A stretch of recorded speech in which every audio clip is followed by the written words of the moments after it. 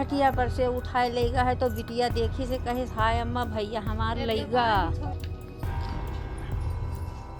रपटाए गए न दू जनी नहीं पावा पाछे पाछे गए न 2 ठो कुत्ता गए।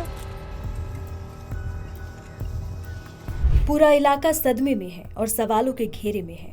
ये हमला किसका था, सियार का या फिर आदमखोर भेड़िए का? एक माँ जो अपने बच्चों के साथ घर के बाहर खुले बरामदे में सोई थी, नींद में भी नहीं सोचा होगा कि काली रात उसके लाल को निगल जाएगी। आधी रात को चीखते हुए जागी, देखा बेटा गायब है। गांव वालों ने रात भर खोजबीन की, लेकिन सुबह मिली केवल बच्चे की लाश।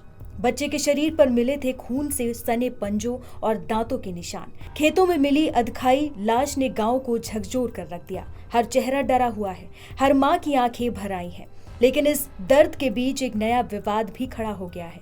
वन विभाग का कहना है कि हमला किसी भेड़िए ने नहीं बल्कि सियार ने किया है। डीएफओ साहब के मुताबिक घटनास्थल से मिले निशान सियार के हैं। गदामार में जो महसी तहसील में पड़ता है, वहाँ पर 1-2 वर्ष का बच्चा जिसका नाम आयुष था अपने ननिहाल में आया था। उसको सूचना मिली कि उसको रात में 12 से 1 बजे के बीच में कोई जानवर उठा ले गया। हमारी टीम तत्काल पहुंची, उसका सर्च ऑपरेशन चलाया। सुबह बॉडी रिकवर हुई और बच्चा मृत था। उसको पोस्टमार्टम के लिए भेज दिया गया। हम लोगों ने चारों तरफ सर्च अभियान चलाया कि किस जानवर के द्वारा यह घटना कारित हो सकती है।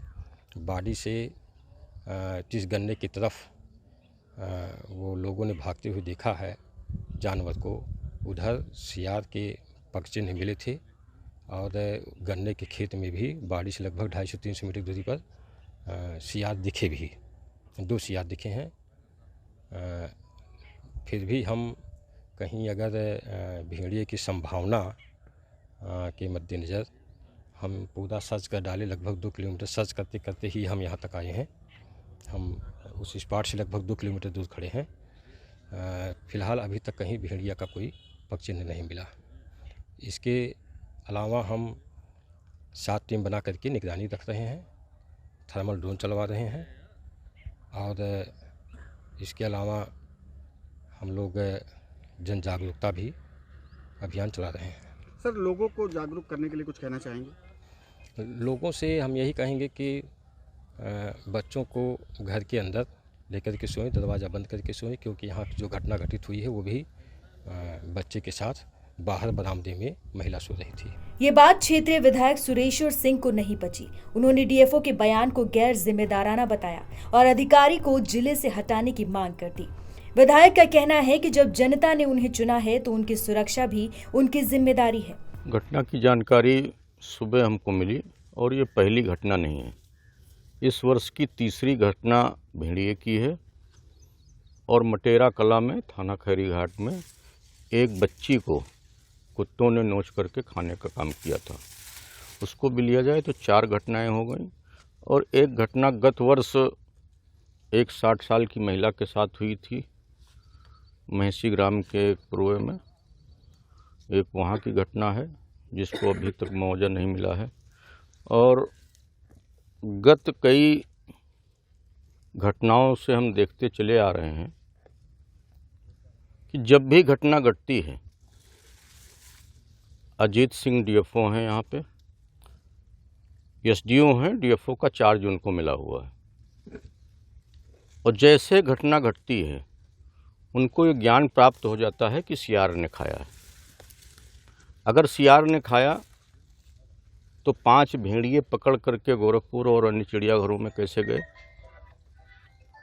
अगर सियार ने खाया तो 10 मृतक को और अन्य घायलों को मुआवजा कैसे दिया गया? और बिना कहीं देखे हुए, बिना किसी से पूछताछ किए हुए घटना स्थल पर अजीत सिंह का पहुंचना और उनके रेंजरों का पहुंचना और ये कह देना कि सियार ने खाया है। लोग इतने आक्रोश में हैं कि मुझको तो लगता है कि अगर कहीं दोबारा घटना हो गई, और घटना होगी ही होगी। गत वर्ष तो जब पानी भर गया था तब घटनाएं शुरू हुई थी, तभी इनका कार्यकाल होता है इनके पागल होने का। सरकार ने इस पर कोई शीघ्र निर्णय न लिया, कोई अच्छा अधिकारी, अच्छा रेंजर या अच्छा डीएफओ यहाँ पर पोस्ट नहीं हुआ। तो अब की घटनाएं बढ़ेंगी तो उसको संभाल पाना मुश्किल होगा। और मैं माननीय मुख्यमंत्री जी से आग्रह करूँगा कि जनपद बहराइच एक तो आकांक्षात्मक जनपद है, गरीब जनपद है। तमाम ऐसे घर आज भी हैं कि जिनके घर में दरवाजे नहीं हैं, जो टटिया में रहते हैं। और इस गर्मी जैसे मौसम में एक तो नंबर 1 यहाँ 24 घंटे की इस क्षेत्र में अनवरत बिजली की सप्लाई होनी चाहिए, जिससे लोग घर के अंदर सो सकें, बाहर न सोएं। दूसरा, जो भी जानवर है,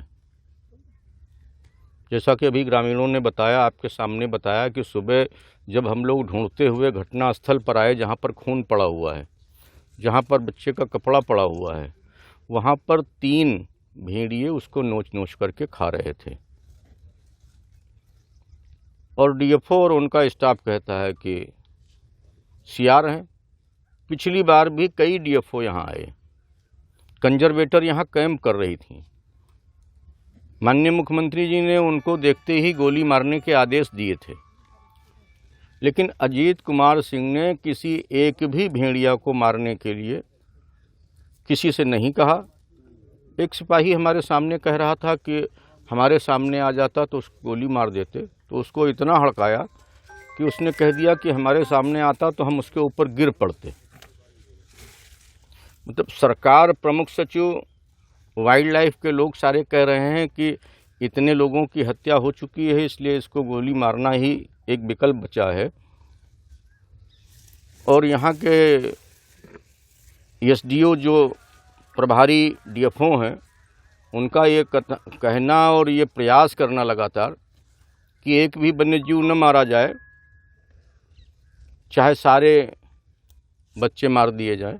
याद दिला दें कि कुछ ही महीने पहले इसी इलाके में आदमखोर भेड़िए ने कई मासूमों की जान ली थी। तब सीएम योगी आदित्यनाथ खुद गांव पहुंचे थे, आश्वासन दिया था कि भेड़ियों को पकड़ने तक अभियान जारी रहेगा। लेकिन अब एक और मासूम की जान ने उस वादे को फिर से कटघरे में खड़ा कर दिया है। अब सवाल ये है कि जब सब जानते हैं कि ये इलाका संवेदनशील है, तो फिर सुरक्षा क्यों ढीली पड़ गई? क्या वाकई ये हमला सिर्फ एक सीआर ने किया, या फिर कोई आदमखोर अब भी खुलेआम घूम रहा है? एक मासूम की कुर्बानी ने पूरे सिस्टम पर सवाल खड़ा कर दिया है। इंसाफ कब मिलेगा और कैसे रुकेगा आदमखोर का ये खौफ, अब ये देखने की बात है। जांच क्या कहती है और सरकार इस पर क्या कदम उठाती है।